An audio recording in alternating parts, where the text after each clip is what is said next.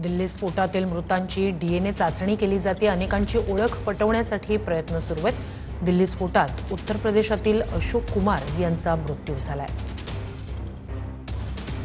लाल किल्ला परिसरात i20 ह्युंडाई कारमध्ये स्फोट झालेला आहे। या स्फोटात 9 जणांचा मृत्यू झालाय तर 30 पेक्षा जास्त जण जखमी झाले। संध्याकाळी 6:52 या कारमध्ये स्फोट झाला। i20 गाडीचा जुना मालक मोहम्मद सलमानला पोलिसांनी ताब्यात घेतले। i20 कारचा सध्याचा मालक पुलवामाच्या शंभुरा गावाचा तारिक असण्याची शक्यता सूत्रांमार्फत वर्तवली जाते। दिल्ली लाल किल्ल्याजवळ i20 ह्युंडाई कारमध्ये स्फोट झाला। त्यात आतापर्यंत मृतांचा आकडा 9 वर गेलेला आहे, मात्र जखमी जे आहेत त्यांचा आकडा 30 वर आहे।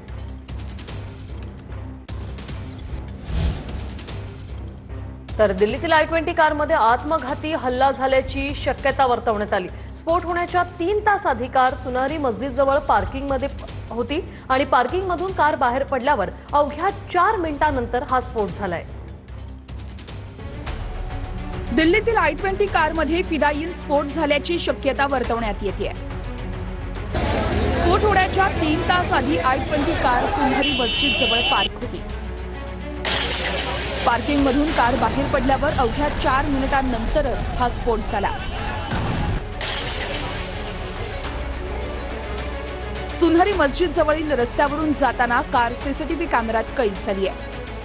ह्युंडाई i20 कारमध्ये विस्फोटक होतं अशी माहिती आहे। फरीदाबाद टेरर मॉड्यूलशी कनेक्शन असल्याचा संशय आहे।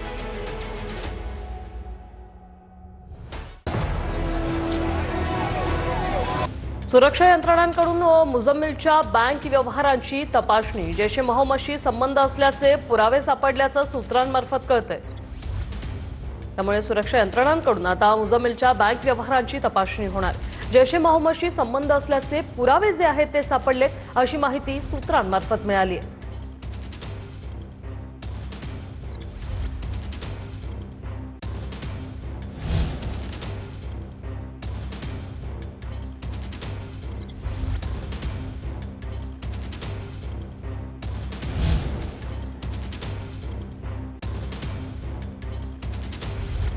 फरीदाबादमधील विस्फोटक नमुन्यांचा FSL अहवाल दुपारपर्यंत येण्याची शक्यता सूत्रांमार्फत वर्तवण्यात येते।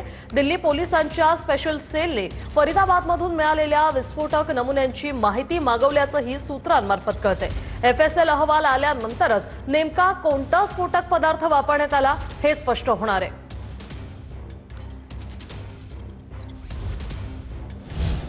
तर दिल्ली स्फोटातील मृतांची डीएनए चाचणी सुरू आहे। अनेकांची ओळख पटवण्यासाठीचे प्रयत्न आता सुरू आहेत। दिल्ली स्फोटात उत्तर प्रदेशातील अशोक कुमार यांचा मृत्यू झालेला आहे। दिल्ली पोलिसांकडून पहाडगंज दर्यागंज परिसरात हॉटेल्समध्ये शोध मोहीम सुरू आहे। पोलिसांच्या पथकाकडून हॉटेलमधील रजिस्टरची तपासणी होते। शोध मोहिमेदरम्यान 4 संशयितांना चौकशीसाठी ताब्यात घेतलं गेलंय। दिल्ली स्फोट प्रकरणात 13 संशयित आरोपी आतापर्यंत ताब्यात घेतले गेलेत। आरोपींची पोलिसांकडून चौकशी सुरू आहे। तर दिल्लीतील स्फोटाप्रकरणी UAP अंतर्गत गुन्हा दाखल करण्यात आलाय। अज्ञातांविरोधात कोतवाली पोलीस ठाण्यात गुन्हा दाखल करण्यात आलाय। कलम 16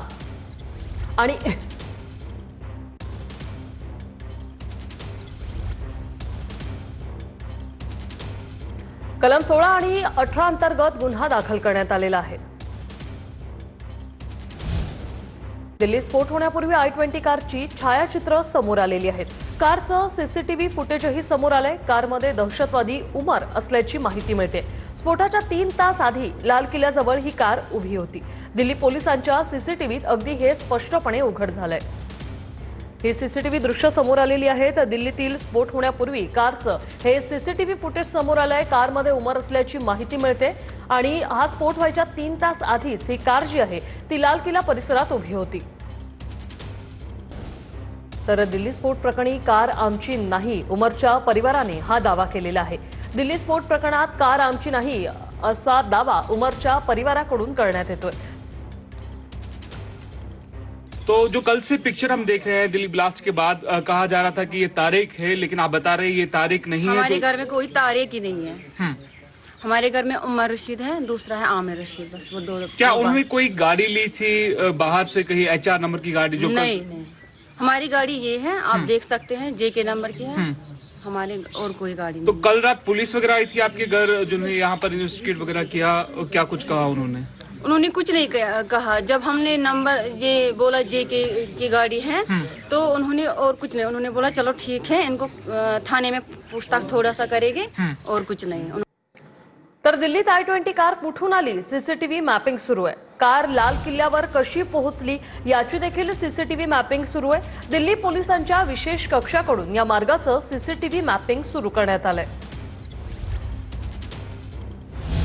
भरतपूर ते लाल किल्ल्याच्या सुवर्ण मशिदीच्या पार्किंगपर्यंत पोलिसांनी अनेक सीसीटीव्ही तपासल्याचं सूत्रांमार्फत कळतंय।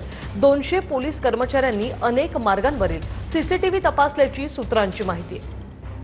तर संशयित म्हणून अंदाजे 13 जणांची चौकशी सुरू असल्याचं देखील सूत्रांमार्फत कळतंय।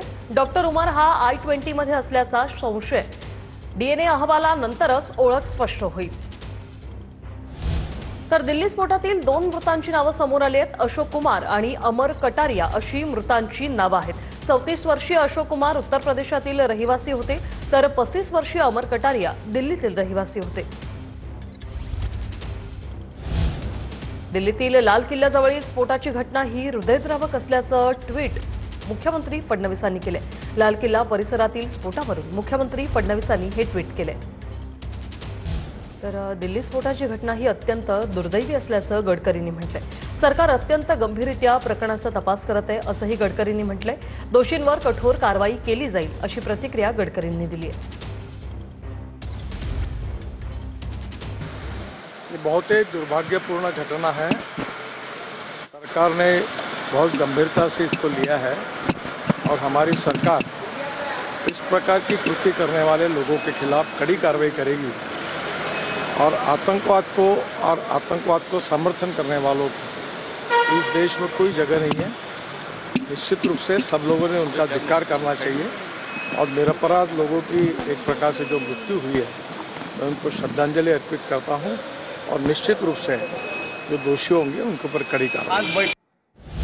दिल्ली स्फोटानंतर मुंबई ही हाय अलर्टवर आहे। गेटवे ऑफ इंडियावर येणाऱ्या प्रवाशांची चौकशी सुरू आहे। आढावा घेतलाय आमच्या प्रतिनिधींनी, पाहूया। देशाची राजधानी असलेल्या दिल्लीमधल्या अतिमहत्त्वाचं ठिकाण असलेल्या लाल किल्ल्याजवळील मेट्रो स्टेशन जवळ एका गाडीमध्ये बॉम्ब ब्लास्ट होतो। देशभरातले जेवढे सेन्सिटिव्ह पॉइंट्स आहेत त्या सगळ्या सेन्सिटिव्ह जागेंवरती आता हाय अलर्ट जो आहे तो घोषित करण्यात आलेला आहे आणि ठिकठिकाणी पोलिसांचा बंदोबस्त असेल तो वाढवण्याचं काम जे आहे ते सुरक्षा यंत्रणांकडून होताना सध्या आपल्याला पाहायला मिळतंय। पर्यटनाच्या दृष्टीने अतिशय महत्त्वाचं हे ठिकाण आहे आणि या ठिकाणी येणाऱ्या प्रत्येक प्रवाशांची जी आहे ती त्यांच्या सामानांची चौकशी किंवा त्यांच्या सामानांची तपासणी जी आहे, बॅगेची तपासणी होताना आपल्याला या ठिकाणी पाहायला मिळत आहे। तपासणी जी आहे ती पोलिसांकडून सध्या होताना आपल्याला पाहायला मिळते। व्हिडिओ जर्नलिस्ट हरीश नेगीसह अक्षय मंकणी, TV9 मराठी, मुंबई।